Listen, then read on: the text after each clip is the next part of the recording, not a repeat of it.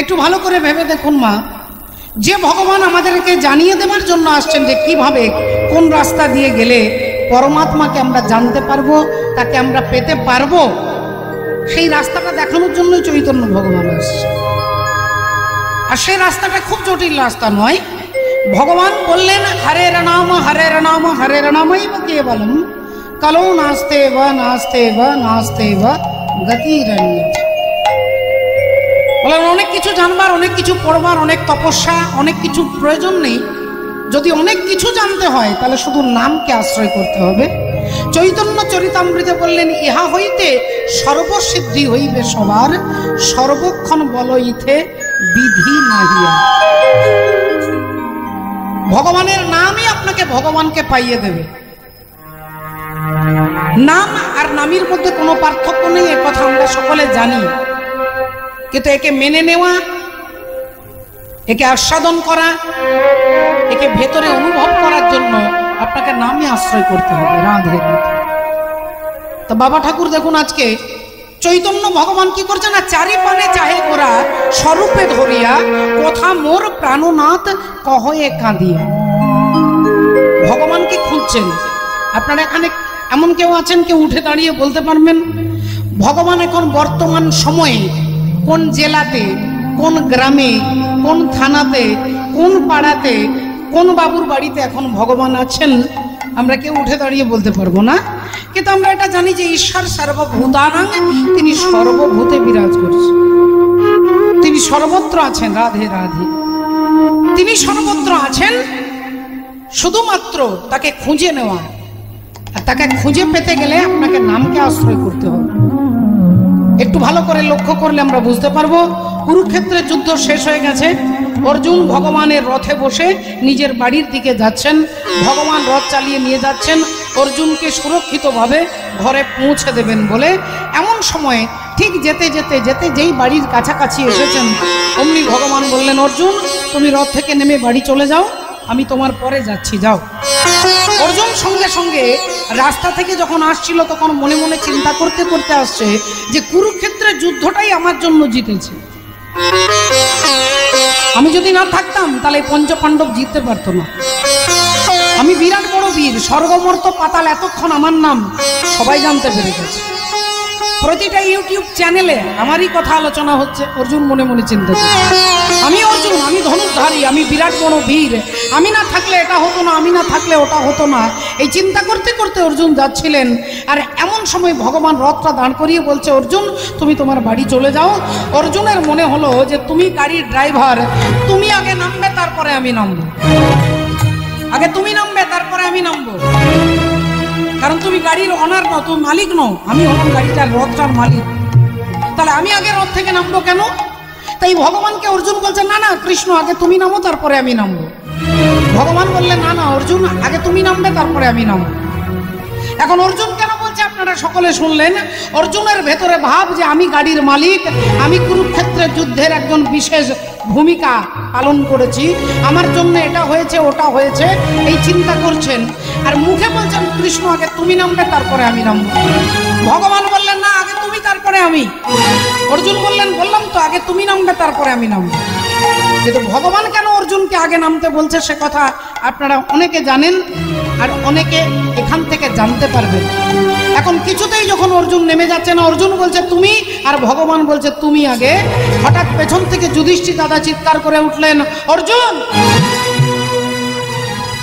কৃষ্ণ যখন তোমাকে বারবার নেমে যেতে বলছে আগে তুমি নামবে তারপরে কৃষ্ণ নামবে, আগে তুমি তারপরে কৃষ্ণ। এখন দাদা বলে দিয়েছে, দাদার কথার উপরে তো বলা যাবে না আর দাদাকে অসম্মানও করা যাবে না। তাই অর্জুন ভেতরে ভেতরে একটু রেগে গেলেন, একটু বিব্রত বোধ করলেন করে তিনি নেমে যাচ্ছেন। আর যেই বিষণ্ণ বদনে নেমে 2 পা 4 পা 5 পা করে ঘরের দিকে এগিয়ে যাচ্ছে অমনি ভগবান রথটা থেকে নেমে আর 3 পা এগিয়ে গেছেন। হঠাৎ সবাই শুনতে পাচ্ছে যেন একটা বোম ব্লাস্টিং হলো, একটা যেন বোম ব্লাস্টিং, একটা বোমা যেন ফাটলো। সবাই চারিদিকে তাকিয়ে দেখছে, সবাই পিছন ফিরে দেখছে, অর্জুন পিছন ফিরে দেখছে। অর্জুনের সুন্দর, এত সুন্দর সোনার রথ টুকরো টুকরো হয়ে ফেটে গিয়ে দাউ দাউ করে আগুন জ্বলছে। অর্জুন চিৎকার করতে করতে ভগবানের কাছে এসেছে, কৃষ্ণ আমার রথটা ফেটে গেল কেন? আমার রথে আগুন লেগে গেল কেন? যে রথে তুমি বসেছিলে, যে রথে আমি ছিলাম, সেই রথটা ফেটে গিয়ে আগুন ধরে দাউ দাউ করে আগুন জ্বলছে কেন? ভগবান একটু মিষ্টি হেসে বললেন, অর্জুন, তুমি ঠিকই কথা বলেছো, তো তুমি একটা কথা ভুলে গেছো। তুমি যাদেরকে যাদেরকে যুদ্ধে হারিয়েছো, তাদের একটা ঘাতক শক্তি, অদৃশ্য ঘাতক শক্তি এখনো পর্যন্ত ছিল, এখনো পর্যন্ত ছিল। তারা মারা গেছে, কিন্তু তাদের ঘাতক শক্তিটা, তারা তো কম ব্যক্তি ছিল না যাদেরকে তুমি মেরেছো। তাই তাদের ঘাতক শক্তি এখনো পর্যন্ত কাজ করছিল, শুধুমাত্র তোমার ক্ষতি করতে পারছিল না, কারণ তোমার রথে আমি বসেছিলাম। তোমার কথা রাখতে গিয়ে যদি তোমার আগে আমি রথ থেকে নেমে যেতাম, কুরুক্ষেত্রের যুদ্ধে তুমি জয়লাভ করেছো, কিন্তু জয়লাভের আনন্দটাকে উপভোগ করতে পারতে না, কারণ আমি যদি তোমার আগে রথ থেকে নেমে যেতাম, এই রথের সঙ্গে তুমিও ফেটে টুকরো টুকরো হয়ে যেতে, তোমার গোটা গায়ে আগুন ধরে যেত। রাধে রাধে। তাই বারবার তুমি বলার পরেও আমি রথ থেকে নামিনি, কারণ আমি কথা দিয়েছি কুরুক্ষেত্রের মাঠে দাঁড়িয়ে, ক্ষিপ্রং ভবতি ধর্মাত্মা সসচ্ছন্তি নিগঞ্ছতি কন্তেয় প্রতি জানোহি নমে ভক্ত প্রণশ্যতি। আমার ভক্তের বিনা সেভাবে হবে না, আমি কথা দিয়েছি, তাই তোমাকে রক্ষা করবার জন্য তোমার বলার পরেও আমি রথ থেকে নেমে যাইনি। তাহলে ভগবানের উদ্দেশ্যটা কি না? ভক্তকে রক্ষা করবেন। আর অর্জুনের উদ্দেশ্যটা কি? অহংকার। এই অর্জুনের মতোই আমাদেরও মনে মনে আমরাও চিন্তা করি, আমি না থাকলে মনে হয় সংসারটা চলবে না, আমি না থাকলে মনে হয় বন্যার জলে সব ভেসে চলে যেত, আমারই জন্য সংসার টিকে আছে, আমারই জন্য এরা সব বেঁচে আছে। এই অর্জুনের মতো আমরাও অহংকার করি বাবা। তাহলে অর্জুনের রথটা পুড়ে গেল। একটু ভালো করে লক্ষ্য করে দেখবেন, ভগবানের রথ কিসের জন্য বিখ্যাত? কার রথ এই পৃথিবীতে বিখ্যাত না? কার রথের উদ্দেশ্যে? আষাঢ় মাসে জগন্নাথের রথ, জগন্নাথের রথ। আর আমার এই দেহটাও একটা রথ। এই দেহ রথের সঙ্গে জগন্নাথের রথের কোথায় মিল আছে? বলে পুরোটাই মিল আছে বাবা। জগন্নাথের রথ যারা পুরী ধামে যাওয়া আসা করেন জিজ্ঞাসা করবেন, জগন্নাথের রথে 16টা চাকা থাকে, আর আমার দেহের মধ্যে বলে 6টা রিপু আছে আর 10টা ইন্দ্রিয় আছে। 10 আর 6কে যোগ করলে 16 হয়। 5টা জ্ঞানেন্দ্রিয়, 5টা কর্মেন্দ্রিয় আর 16 রিপু, এই হলো 16। জগন্নাথের রথ তৈরি করতে গেলে 206টা কাঠ লাগে, 206টা কাঠ। যারা সায়েন্সের স্টুডেন্ট, যারা পড়াশোনা করেছেন, যারা জানেন, আপনারা জানবেন যে একটা মানুষের শরীরে 206টা হাড় দিয়ে তৈরি। এই খাঁচাটা 206টা হাড় দিয়ে তৈরি। তাহলে জগন্নাথের রথ 206টা কাঠ, আমাদের দেহের মধ্যে 206টা হাড় আছে। জগন্নাথের রথে জগন্নাথ একবার নেমে যাবে, ওই যে নেমে যাবে, দ্বিতীয়বার তিনি আর উঠবে না। এই দেহ রথটা থেকে যখন পরমাত্মা নেমে যাবে, এই রথটাতে আর দ্বিতীয়বার তিনি ফিরে আসবেন না বাবা। তাহলে যুগ যুগ ধরে, বছর বছর ধরে এত রথ হচ্ছে, রথগুলো গেল কোথায়? বলে যখন জগন্নাথ নেমে যায়, ওই রথটাকে ভেঙে টুকরো করে আগুনে জ্বালানি হিসেবে ভগবানের জগন্নাথের রথে ভোগের হিসেবে কাঠ জ্বালানি হিসেবে ব্যবহার করা। তাহলে সেগুলো আগুনে জ্বালিয়ে দেয়। এই দেহরথটা থেকে যখনই পরমাত্মা নেমে যাবে, তাহলে এই দেহরথটাকে শ্মশানে নিয়ে গিয়ে আগুনের মধ্যে পুড়িয়ে দেওয়া হবে। তাহলে একটু ভালো করে আমরা যদি বিচার করি, ওই দেহরথটাকে যেখানে পরমাত্মা হরি বসে আছেন, এই দেহরথটার অহংকার আমরা করি, আমি না থাকলে হতো না, আমি না থাকলে হতো না। কিন্তু ভগবান বললেন তোমাকে রক্ষা করবার জন্য আগে আমি নামিনি, আগে তোমাকে নামিয়েছি, তারপরে হরি বল, রাধে রাধে। তাহলে মা, ভগবানকে খুঁজতে গেলে, ভগবানকে পেতে গেলে পাওয়া যায় একমাত্র শুধু ভক্তির বল। ও যে কারিগরের বলিহারি, বলো সেই মিস্ত্রির কোথায় ঘর? ধন্য কারিগর, কে বানালো এমন ঘর? ধন্য কারিগর।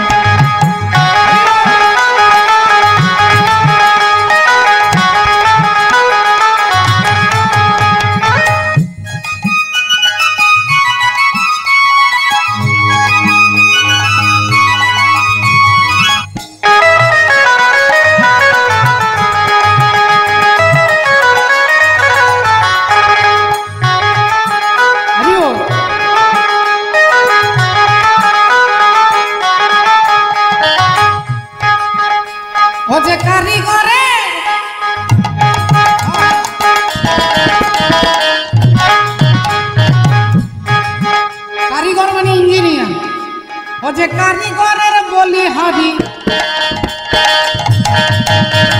বলো সেই মিস্ত্রির কোথায় ঘর ধন্য কারিগর কে বানালো এমন ঘর।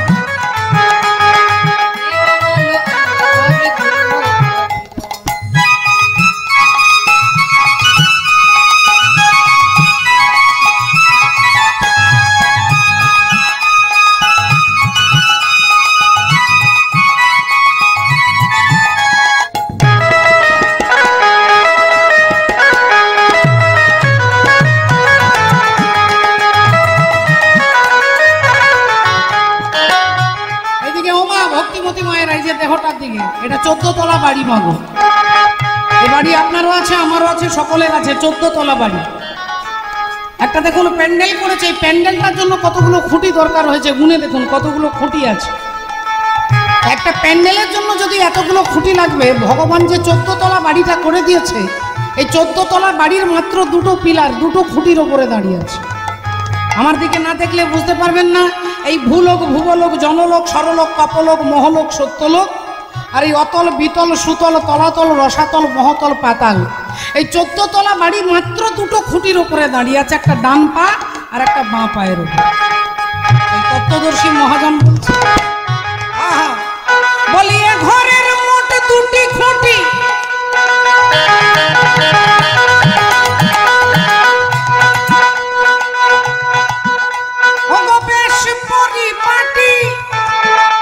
আর বাঁধন ছাগল দড়ি দোড়া 3.5 কোটি।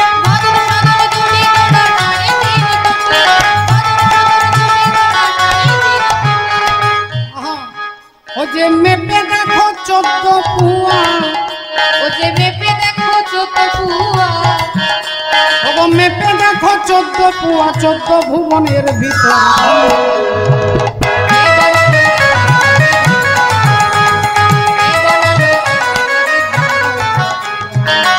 ঘরের মধ্যে দরজা 9 খান, 9টা দরজা আছে, এর মধ্যে 7টা দরজা আমার মুখের মধ্যেই আছে। এই মুখটার মধ্যেই 7টা দরজা আছে, দুটো কানের ছিদ্র, চোখের নাকের আর মুখ আর পায়ু আর উপস্থই 9টা দরজা রয়েছে বাবু ঘরের মধ্যে। জানালা কত আছে বলে অসংখ্য গোনা যাবে না। এই যে দেহ থেকে যখন দুপুর হলে ঘাম বেরোয়, ঘামটা বেরোচ্ছে, আমার দেহের ভেতরের জল বাইরে বেরোচ্ছে, কিন্তু আপনি অবাক হয়ে যাবেন যখন আপনি পুকুরে স্নান করছেন, তখন পুকুরের জল ওই জানলা দিয়ে ভেতরে ঢুকবে না, তখন অটোমেটিক জানালার দরজাগুলো সব বন্ধ হয়ে যাবে রাগে। তাহলে জানালার দরজা কে বন্ধ করছে কে খুলছে, এই অটোমেটিক সিস্টেমের বাড়ি ভগবান তৈরি করে দিয়েছে। তাই বলছেন ঘরের মধ্যে দরজা 9 খান, আরে অসংখ্য জানালাই আছে কে কবে সন্ধ্যা।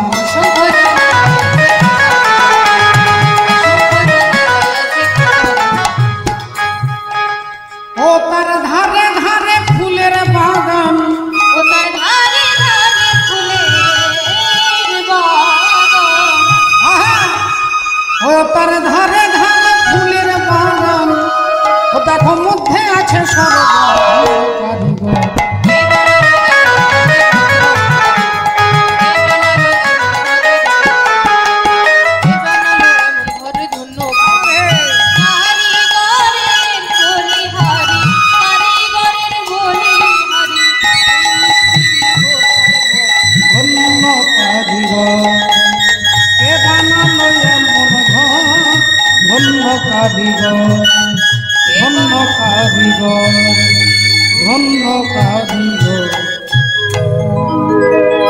এটাকে জানিয়ে দেওয়ার জন্য, এটাকে চিনিয়ে দেওয়ার জন্য স্বয়ং ভগবান আসছেন। এই হরিনাম নয় রে ভাই, আরেক হরিনাম আছে, আর এই হরিনামে যেতে না রে সেই হরিনামের কাছে। আজকে কি করছেন চৈতন্য ভগবান? উন্মাদের প্রায় গোরা ছুটি ছুটি যায়, উন্মাদের প্রায় গোরা ছুটি ছুটি যায়, ওই উন্মাদের প্রায় গোরা,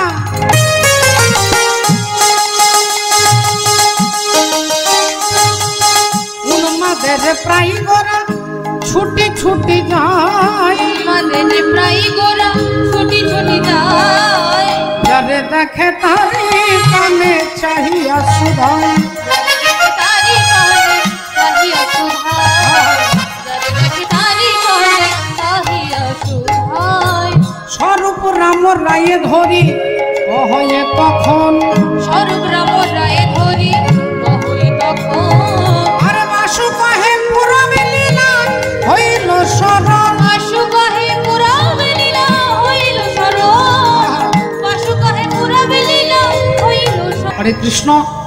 আমরা সরাসরি যাব ভগবানের শ্রী চরণ প্রান্তে। এটি ভজনের মধ্য দিয়ে ভজন রাজ্যে প্রবেশ করব। এই কমিটির দাদা ভাইরা আপনাদের কাছে ভিক্ষার আঁচল নিয়ে যাবেন। আপনারা নরনারায়ণের সেবা, দেশের সেবা, ধর্মের সেবা, আমাদের পরমাত্মার সেবার জন্য দাদা ভাইরা যাবেন। আপনারা যতটুকু পারবেন শ্রদ্ধা সহকারে আশীর্বাদ এবং ভিক্ষা দুটোই প্রদান করবেন আপনাদের যতটুকু সম্ভব। শ্রী গুরু নিতাই গৌর প্রেমানন্দে হরি হরি রঙ দে চুনরিয়া রঙ দে চুনরিয়া রঙ দে চুনরিয়া রঙ দে রঙ দে রঙ দে রঙ দে রঙ দে রঙ দে রঙ দে रंग दे चुनरिया।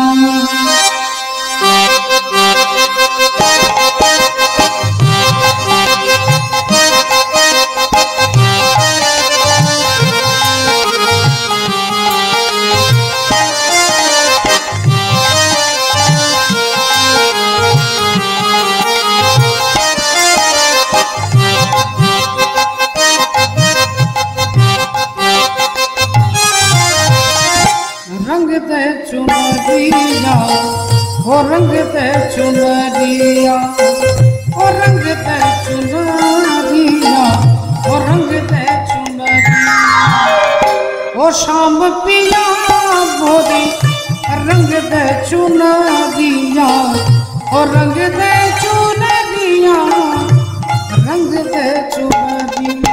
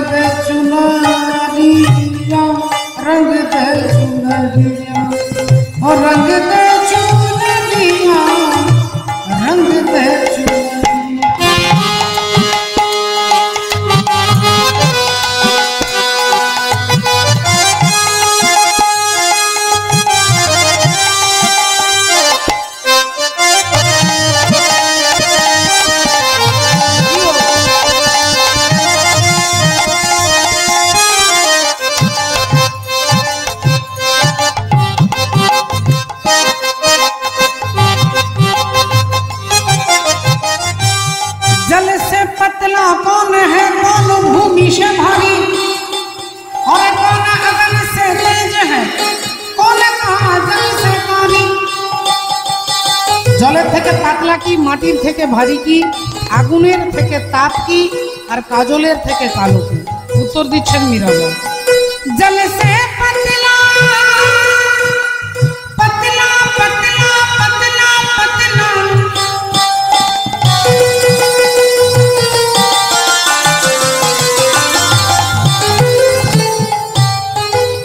जल से पतला ज्ञान है और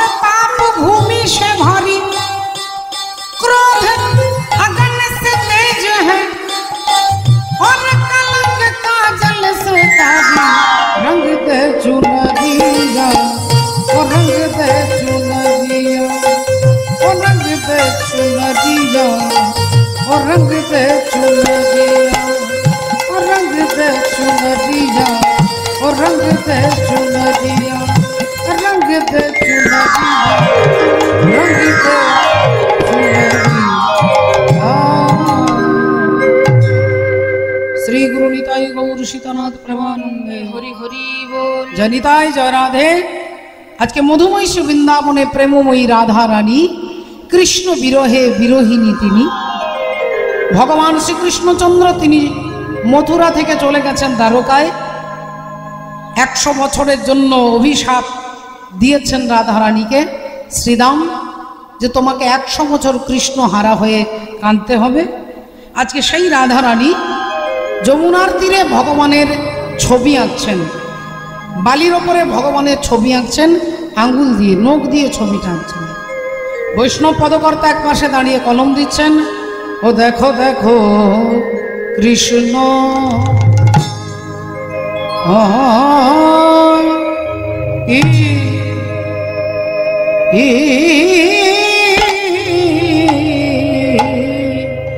বলি বলি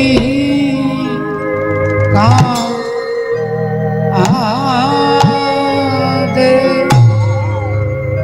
রাই ধ্বনি আমার কাঁধে বাহু তুলি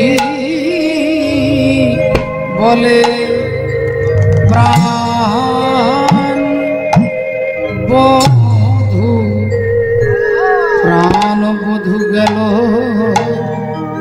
কোথা হে আজ মৃত্তিকায় উপরে মূরতি এঁকে কেঁদে কেঁদে বলে বলে একবার কথা বল ওহে পরাণ বধূ অনেক দিন তো শুনি নাই গো একবার কথা বল ওহে পরাণ বধূ আমি অনেক দিন তো দেখি না গো কথা বল ওহে পরাণ বধূ অনেক দিন তো দেখি নাই গো কথা বলো পরাণ বধূ অনেক দিন তো দেখি নাই গো কথা বল পরাণ বধূ অনেক দিন তো দেখি নাই গো কথা বলো পরাণ বধূ অনেক দিন তো দেখি নাই গো কথা বল পরাণ বধূ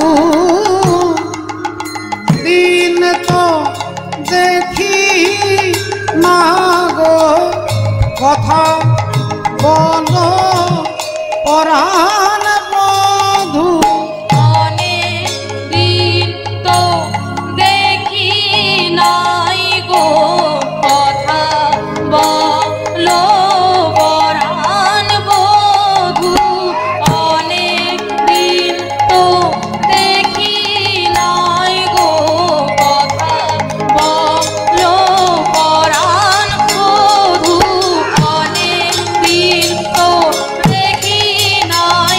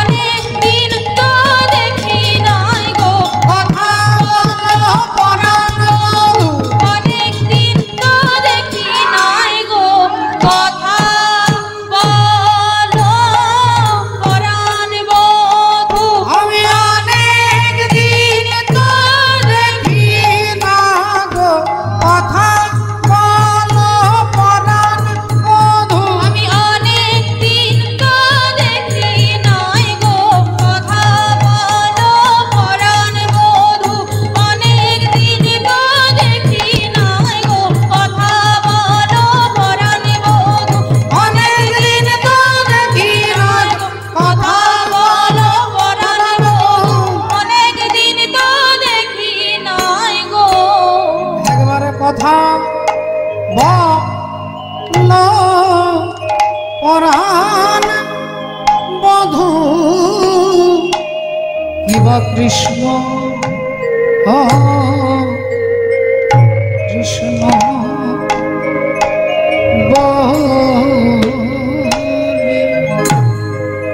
ভক্তিমতী মায়েরা আজকে রাধারানী ছবি আঁকছেন মা, ভগবানের ছবি আঁকছেন। কৃষ্ণ কৃষ্ণ বলি কাঁধে বাহু তুলি, বলে বধূ গেলে কোথা, মৃত্তিকা উপরে মূরতি আঁকিয়া তার সনে কহে কথা। এদিকে প্রেমময়ী রাধারানী ভগবানের ছবি এঁকে ধুলাই গড়াগড়ি দিয়ে হা কৃষ্ণ গোবিন্দ বলে কাঁদছেন। আর এদিকে দেবর্ষি নারদ তিনি মনে মনে চিন্তা করছেন যে আমি সব জায়গা ঘুরলাম, অতল বিতল সুতল তলাতল রসাতল মহতল পাতাল দেবলোক ঋষিলোক ব্রহ্মলোক সব জায়গা ঘুরছি, কিন্তু কোথাও আসল কৃষ্ণ ভক্ত খুঁজে পাচ্ছি না, আসল ভক্ত খুঁজে পাচ্ছি না।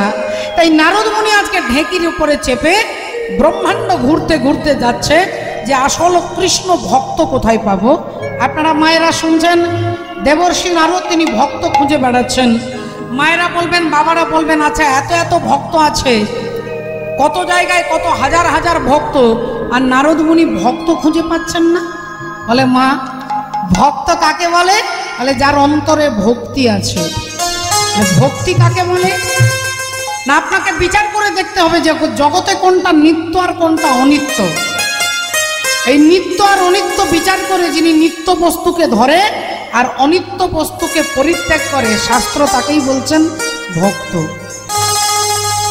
তাহলে সেই ভক্ত রাধে রাধে। রাধারানী ভগবানকে ভালোবাসেন। রাধারানীর ভাবটা কি?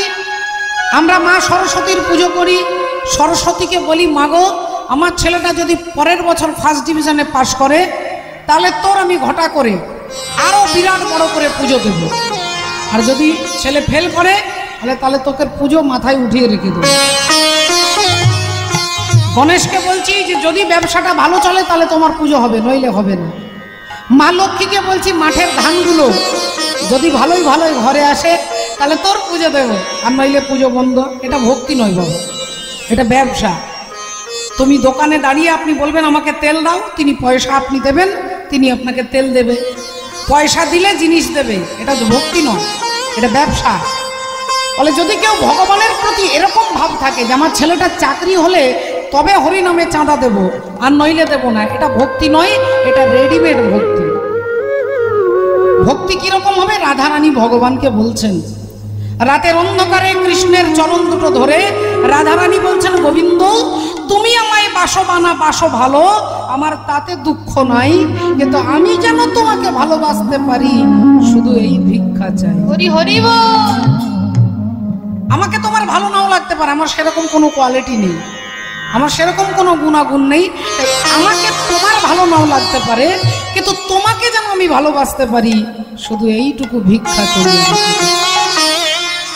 একে বলে প্রেম, একে বলে ভালোবাসা, একে বলে ভালোবাসা। রাধে রাধে। এই বাসাটা ভালো না হলে তার সঙ্গে ভালোবাসা হবে কি করে মা? আগে বাসাটা ভালো চাই, ভালোবাসা না হলে তার সঙ্গে ভালোবাসা হবে না। তাই দিকে দেবর্ষি নারদ আজকে ঘুরতে ঘুরতে খুঁজতে খুঁজতে নারদ মুনি ঢেকির ওপরে চেপে গোটা ব্রহ্মাণ্ড খুঁজতে বেরিয়েছে।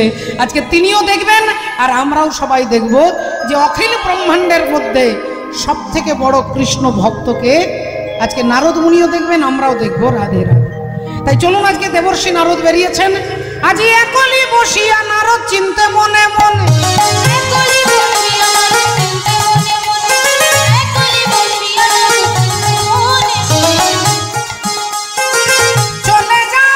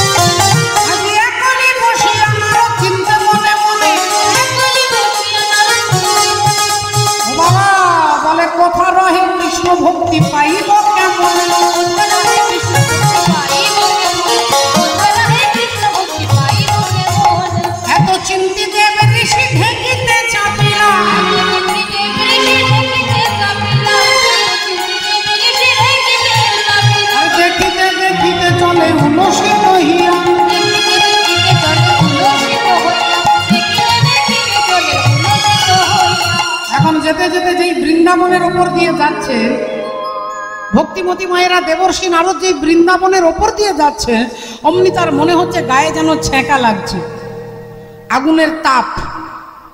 নারদ মুনি মনে মনে চিন্তা করলেন, সারা শরীরটা জ্বলে যাচ্ছে কেন? সারা শরীরে মনে হচ্ছে যেন কেউ ছ্যাঁকা দিচ্ছে, ব্যাপারটা কি? তাহলে কি আমি যেতে যেতে সূর্যের কাছাকাছি এসে গেছি? তাকিয়ে দেখছে না, সূর্য তো তখন বিকেল বেলা, এত তো সূর্যের তাপ হবে না। তাহলে কি নিচে মুনি ঋষি যোগী যারা যজ্ঞ করছে, আগুনের তাপটা আমার গায়ে লাগছে? নিচে তাকিয়ে দেখছে না, কেউ যজ্ঞও করছে না, কেউ আগুনও জ্বালায়নি, তাহলে আমার দেহটা জ্বলে যাচ্ছে কেন? নারদ মুনি ভালো করে দেখছেন, আর ভালো করে দেখতে গিয়ে দেখতে পেলেন যে বৃন্দাবনের অগণিত ভক্ত তারা সবাই ধুলায় গড়াগড়ি দিয়ে কাঁদছেন, ধুলায় গড়াগড়ি দিয়ে কাঁদছেন, হা কৃষ্ণ গোবিন্দ বলে। তারা যেই পাগলের মতো কাঁদছে, নারদ মুনি দেখে মনে মনে চিন্তা করছে, আহারে এরা কৃষ্ণ বলে কাঁদছে, আর এদের তাপ, বিরহের তাপ আমার দেহটাকে দগ্ধীভূত করছে, এদের বিরহের তাপ আমার দেহটাকে স্পর্শ করছে। তাহলে শাস্ত্রে বলেছে, সূত্র বলছে, ভক্ত কাঁদলে ভগবান কাঁদে, ভক্ত হাসলে ভগবান হাসেন, ভক্ত খাওয়ালে ভগবান খান, ভক্তকেই ভগবান মা বলেছেন, ভক্তকেই ভগবান বাবা বলেছেন, এমনকি ভক্তকেই তিনি গুরু বলেছেন। তাহলে ভক্ত কাঁদলে যদি ভগবান কাঁদেন, এখানে বৃন্দাবনের ভক্তরা কাঁদছে, আমি একটু দেখবো আজকে ভগবান কেমন কাঁদেন, আমি একটু দেখবো ভগবান আজকে কেমন কাঁদেন। এই দেবর্ষী নারদ ঢেকির ওপরে চেপে বিনা বাজাতে বাজাতে তিনি আসছেন ভগবানের কাছে। আর ভগবান দ্বারকার সিংহাসন আলো করে বসে আছেন, মিষ্টি মিষ্টি হাসছেন, সিংহাসন আলো করে বসে আছেন ভগবান, ভক্তদের সঙ্গে হেসে হেসে কথা বলছেন। এই দৃশ্য দেখার সঙ্গে সঙ্গে নারদ মুনির মনে হলো, আচ্ছা ভক্ত কাঁদলে যদি ভগবান কাঁদে, এখানে এসে দেখছি ভগবান হাসছেন, তাহলে তো সূত্র ভুল হয়ে গেল, সূত্রটা ভুল হয়ে গেল। এই নারদ মুনি একটু রেগে রেগে হাতে তালি দিচ্ছে, জোরে জোরে তালি দিচ্ছে, বাবা। আর যেই তালি দিয়েছেন, ভগবান দেখতে পেয়েছেন, আরে আরে নারদ, নারদ এসো এসো এসো, ভেতরে এসো। নারদ মুনি বললেন, দেখো ঠাকুর, আজকে তোমার সঙ্গে হেসে হেসে গল্প করার জন্য আমি আসিনি, আজকে তোমার সঙ্গে গল্প করার জন্য আসিনি। রাধে রাধে। তা কি হয়েছে নারদ, কি হয়েছে বলতে? সত্যি করে বলো প্রভু, তোমার বিরুদ্ধে একটা অভিযোগ আছে আমার। কি অভিযোগ? বলে তুমি ত্রেতা যুগে রাম অবতারে হাজার হাজার রাক্ষসকে মেরেছিলে, আর তাদেরকে মারবার জন্য যে পাপ, সেই পাপ স্খলন করবার জন্য তুমি অশ্বমেধ যজ্ঞ করেছিলে। তাহলে তুমি ত্রেতা যুগে অশ্বমেধ যজ্ঞ করেছো, দাপর যুগে তুমি কিছুই তো করলে না। ভগবান বললেন, আমি ত্রেতা যুগে রাম অবতারে অনেককে মেরেছি, কিন্তু দাপর যুগে আমি কি করেছি? বলে কি করেছো মানে? মাত্র 6 দিন বয়সে তুমি পুতনাকে বধ করলে, তারপরে অগাসুরকে, তারপরে বকাসুরকে, তারপরে শকটাসুরকে, এমনকি নিজের মামা কংসকে মারলে। তারপর তোমারই ষড়যন্ত্রে কুরুক্ষেত্রে যুদ্ধ হলো, লক্ষ লক্ষ মানুষ মারা গেল, আর তুমি বলছো আমি কি করেছি? ভগবান এবার চুপ করে গেছে। দেবর্ষী নারদের কাছে ডায়েরিতে লেখা আছে বাবা। এখন ভগবান চুপ করে গেছে, নারদ মুনি বললেন, শোনো ঠাকুর, চুপ করে থাকলে হবে না। ত্রেতায় রাম রাজা ছিল, অশ্বমেধ যজ্ঞ কইল। ত্রেতায় রাম রাজা ছিল, অশ্বমেধ যজ্ঞ করল। ত্রেতায় রাম রাজা ছিল, অশ্বমেধ যজ্ঞ করল। ভগবান ব্রত যজ্ঞ হবে, ভগবান ব্রত যজ্ঞ হবে, ভগবান ব্রত যজ্ঞ হবে। শুনো বলি হে রাজা, ত্রিভুবন নিমন্ত্রণ। শুনো বলি হে রাজা, ত্রিভুবন নিমন্ত্রণ। শোনো বলি হে রাজা, ত্রিভুবন নিমন্ত্রণ। শুনো বলি হে রাজা, ত্রিভুবন নিমন্ত্রণ। আরে দাঁড়াও দাঁড়াও দাঁড়াও দাঁড়াও, আমি তো সব গন্ডগোল হয়ে যাচ্ছে, কি বলছো বুঝতে পারছি না। নারদ মুনি বলছেন, শোনো, আমার প্রথম শর্ত, তোমাকে দান ব্রত যজ্ঞ করতে হবে। ভগবান বললেন আচ্ছা ঠিক আছে, তুমি যখন বলছো ঠিক আছে, প্রথম শর্ত আমি মেনে নিলাম। তোমার 2 নম্বর শর্ত কি? বলে 2 নম্বর শর্ত স্বর্গ মর্ত পাতাল ত্রিভুবনকে নেমন্তন্ন করতে হবে। ভগবান বললেন আচ্ছা ঠিক আছে, এটাও না হয় করবো। 3 নম্বর শর্ত, তোমার কাছে যে যা চাইবে তোমাকে তাই দিতে হবে। ভগবান বললেন আচ্ছা ঠিক আছে, যে যা চাইবে তা না হয় দিয়ে দেবো। বলে 4 নম্বর শর্ত, তোমাকে ভিক্ষা করতে হবে। আর যেই বলেছে ভিক্ষার কথা অমনি ভগবান মাথা নড়ে বলে এটা পারবো না। আমি ভিক্ষে কোনোদিন করিনি, ভিক্ষে শিখে পড়া আমার বেশ নেই। আমি যুগে যুগে রাজার ঘরে এসেছি, রাজা ধীরাজ হয়েছে। আমি ভিক্ষে আমি করতে পারবো না, ভিক্ষে করা আমি জানি না। নারদ মুনি বললেন তাহলে প্রভু আবার তোমাকে ডায়েরি খুলে দেখাতে হবে, তুমি ভিক্ষে সত্য যুগেও করেছো, ত্রেতা যুগেও করেছো। আমি ভিক্ষে করেছি? বললেন হ্যাঁ তুমি করেছো। সত্য যুগে করেছো, বামন অবতারে ভগবান বামন দেব বলি রাজার দরজার সামনে দাঁড়িয়েছেন ভিক্ষা চাইবার জন্য। বলি রাজা বসে গেছেন যজ্ঞের অনুষ্ঠানে, কিন্তু আপনি বাড়িতে পুজো করছেন, ভগবানের সেবা করছেন। হঠাৎ এমন সময় আপনার দরজায় একজন ব্রাহ্মণ, একজন বৈষ্ণব এসে দাঁড়িয়েছে ভিক্ষা চাইতে। আপনি আগে পুজোটা বন্ধ করে তাদের মর্যাদা রক্ষা করতে হবে, এটা শাস্ত্রের বিধান। আপনাকে পুজো ছেড়ে দিয়ে, ভগবানের সেবা ছেড়ে দিয়ে আগে ভক্তের সেবা করতে হবে।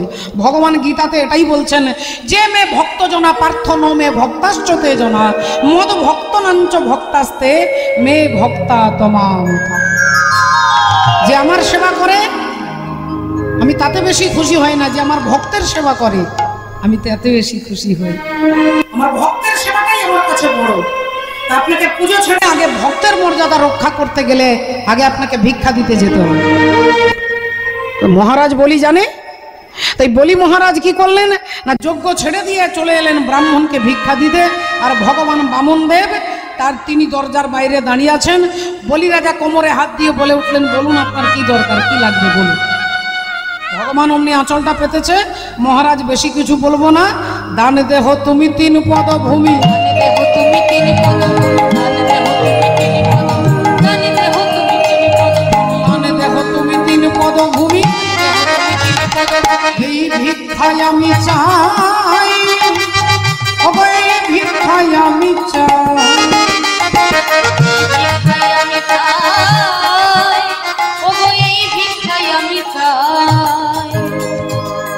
দান দেহ তুমি 3 পদভূমি।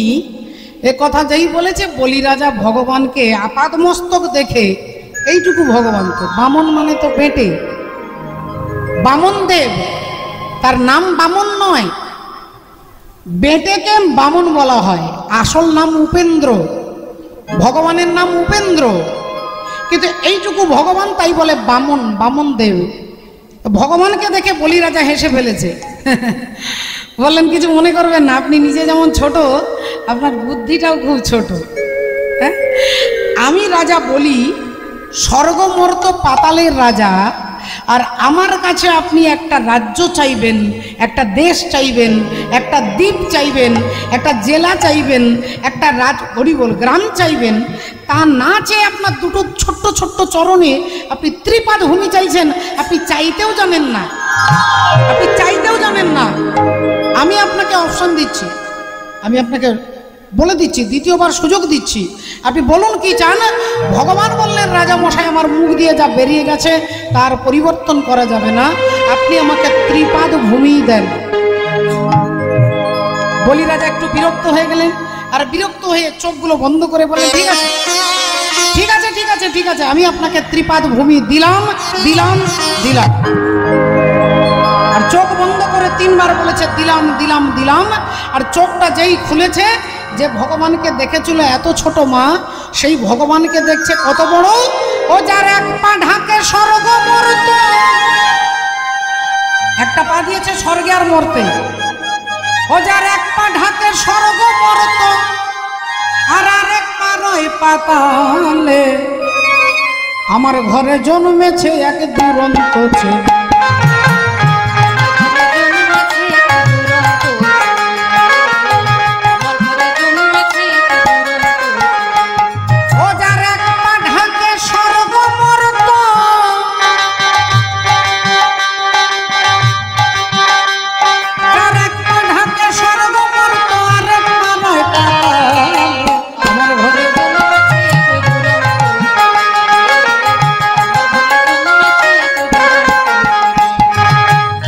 খেতে দিলে করে না গ্রহণ, আবার না দিলে সে কাঁদে অনুক্ষণ। এ দুরন্ত হয় না শান্ত শান্তের সঙ্গ।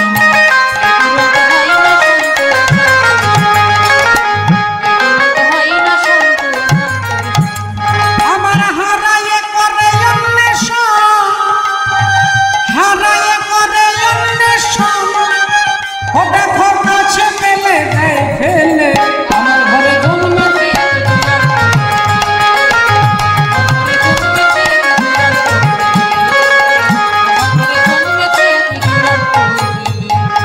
ভক্তিমতী মায়েরা। চোখটা খুলে দেখছে একটা চরণ স্বর্গে আর মরতে দিয়েছে, একটা চরণ পাতালে দিয়েছে। এই জন্য কাউকে ছোট দেখতে নেই মা। আপনি আপনার পাশের বাড়ির লোককে ছোট দেখছেন, আজকে তিনি ছোট আছে, কাল তিনি বড় হয়ে যেতে পারেন। বলি রাজা চোখটা বন্ধ করে বলেছিলেন দিলাম দিলাম দিলাম। যখন চোখটা বন্ধ করেছিলেন তখন ভগবান এত ছোট ছিলেন, যখন চোখটা খুলে দেখছে তখন দেখছে একটা চরণ স্বর্গে আর মর্তে, আর একটা চরণ পাতালে দিয়েছে। এইবার বলি রাজা থরথর করে কাঁপছে। ভগবান বলছেন রাজা মশাই, আপনি আমাকে ত্রিপাদ ভূমি দেবেন কথা দিয়েছেন। যদি আপনি দিতে পারেন খুব ভালো, যদি না দিতে পারেন আপনি মহাপাপী হয়ে আপনাকে নরকে যেতে হবে। বলি রাজার বলার কোনো ভাষা নেই, বলি রাজার করার কোনো উপায় নেই। বলি রাজা শুধু দাঁড়িয়ে টপ টপ করে চোখের জল মাটিতে পড়ছে। এতক্ষণ বলি রাজার দুর্দশা আপনারা শুনলেন, কিন্তু ওই দুর্দশা দেখতে পারলেন না। বলি রাজার স্ত্রী বিন্ধ্যা দেবী পর্দার আড়ালে দাঁড়িয়েছিলেন। আমাদের হিন্দু ধর্মে, সনাতন ধর্মে একটা ছেলে আর একটা মেয়ের যখন বিয়ে হয়, ভক্তিমতী মায়েরা আপনারা সকলে জানেন, আগে স্ত্রী থাকে, পেছনে স্বামী দাঁড়িয়ে থাকে। আগে স্ত্রী, পেছনে স্বামী। তাহলে আগে আছেন স্ত্রী। কেন? বলে বাবা, যিনি রাস্তাটা জানেন তিনি আগে থাকবেন। যিনি নবগ্রামের রাস্তাটা জানবেন না তিনি কি করবে? কাউকে জিজ্ঞাসা করবে, আর যাকে জিজ্ঞাসা করবে তিনি আগে আগে আসবে, তার পেছনে পেছনেও তিনি যাবেন। তাহলে রাস্তাটা যিনি দেখান তিনি আগে থাকে। স্ত্রী আগে থাকবে কেন? না, স্ত্রী স্বামীকে ধর্মের রাস্তাটা দেখিয়ে নিয়ে যায়। ধর্মের রাস্তাটা দেখিয়ে স্ত্রী নিয়ে যায়। স্ত্রী তার হাতে বিবাহের সময় কি থাকে মা? মেয়েদের হাতে কাজললতা থাকে না? আর বরের হাতে কি থাকে? জাতি থাকে। বউয়ের হাতে কাজললতা, বরের হাতে জাতি। পান খাওয়ার জন্য জামাইয়ের হাতে জাতি দেওয়া হয় না, কাজললতাটা দেওয়া হয়। কেন না, কাজললতার ভেতরে কালি থাকে, ওপরে ঢাকা থাকে। ভেতরে কালি, ওপরে ঢাকা, লোহার পর্ব দিয়ে ঢাকা থাকে। শ্বশুর বাড়ির সমস্ত দুঃখ, সমস্ত অভাব, সমস্ত কালিমাকে ভেতরে রেখে যিনি স্বামীকে সুরক্ষা দান করতে পারেন, আভ্যন্তরীণ জগতের সুরক্ষা, তাকে বলা হয় পত্নী। আর যিনি পতিকে পতিত করে দেয় তাকে বলে পেতনি। তাহলে যিনি পতিকে পতন থেকে উদ্ধার করতে পারে তাকে বলে পত্নী, আর যিনি পতিকে পতিত করে দেয় তাকে বলে পেতনি। এখানে অনেক বাবা, কাকা, দাদা, ভাই, জ্যাঠানা রয়েছেন। যদি একটু সাহস থাকে মা, একটু হাত তুলে দেখান তো কার কার কপালে পেতনি জুটেছে। সাহস আজকে দেখা হবে। দেখি কেউ হাত তুলে দেখান, দেখি কার কপালে পেতনি জুটেছে। দেখাতে পারবেন না, পাশেই যন্ত্র বসে আছে। ঘড়িতে 12টা পরে বাজবে, আগে আপনার জীবনের 12টা বাজিয়ে ছেড়ে দেবে। ও নারী একবার যদি স্বর্গে তোলে, আবার পরে পাতালে পাঠায়। ওই নারীর মন বোঝা বড় দায়।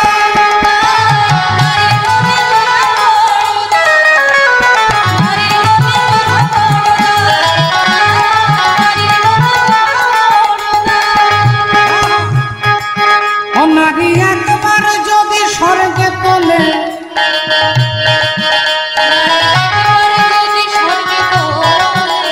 আবার পরে পাতালে পাঠায়।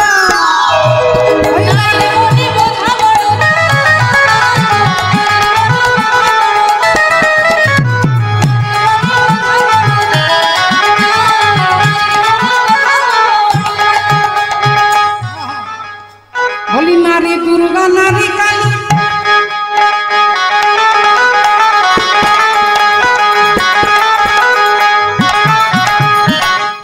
আমাদের হিন্দু সনাতন ধর্মে নারীদের নারীদের পুজো করা হয়। নারী দুর্গার পুজো, নারী লক্ষ্মীর পুজো, লক্ষ্মী পুজোর পরে কালীর পুজো, জগদ্ধাত্রী পুজো, শীতলার পুজো, সন্তোষীর পুজো, হরি বলে রাধে রাধে, মায়েদের পুজো হয়। কিন্তু নারী সবাই ভালো নয় বাবা। নারী কিছু নারী আছে, আবার কিছু ওরই আছে, শত্রু আছে। নারী পুতনাও আছে, নারী হিড়িম্বাও আছে, আবার নারী লক্ষ্মীও আছে। তাই সবাইকে সমান এক জায়গায় দাঁড় করালে চলবে না। তত্ত্বদর্শী মহাজন তাই বলছে, ওগো নারী দুর্গা, নারী কালী, নারী শক্তি হয় ভূকালী। ওই নারীর পায়ে দেয় অঞ্জলি কৃষ্ণ গোদাধার।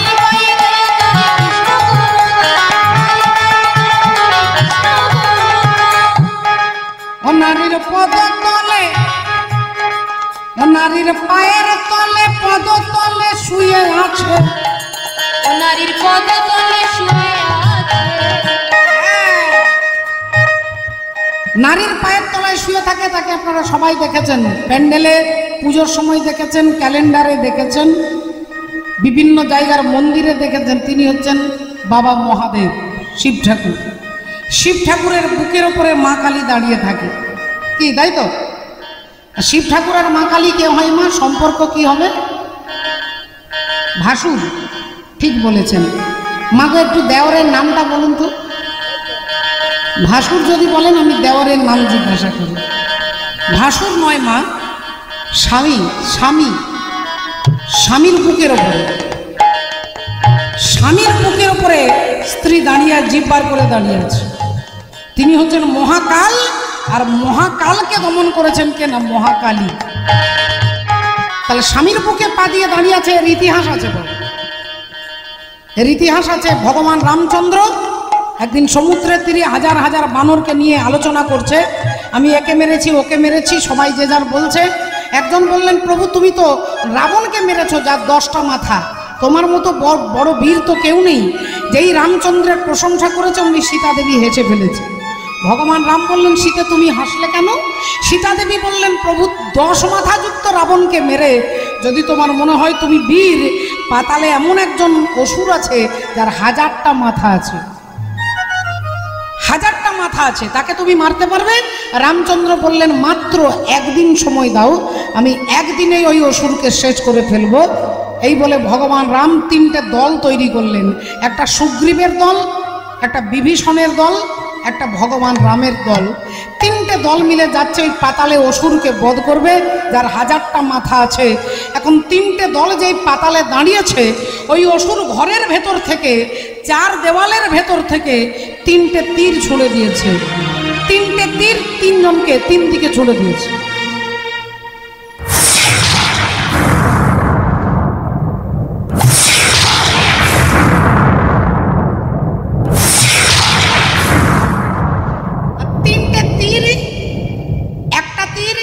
সুগ্রীবকে তার রাজ্যে পাঠিয়ে দিয়েছে, কিষ্কিন্ধায়। একটা তীর বিভীষণকে লঙ্কাতে পাঠিয়ে দিয়েছে, আর একটা তীরে ভগবান রামচন্দ্রকে অযোধ্যায় পাঠিয়ে দিয়েছে। রামচন্দ্র বললেন, আরে আমরা তো পাতাল গিয়েছিলাম, ঘরে পৌঁছে গেলাম কেন?